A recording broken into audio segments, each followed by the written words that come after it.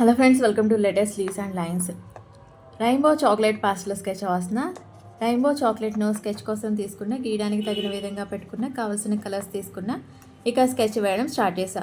Chocolate ఎలా ఉందంటే light brown ర్యాపర్పై blue నేము వెనకాల వైట్ బ్యాక్గ్రౌండ్తో ఎడ్జెస్ ట్విస్ట్ చేసి ఉన్నట్లు ఉన్న పార్ట్లో బ్లూ కలర్ అండ్ బ్రౌన్ కలర్లో ఉంది.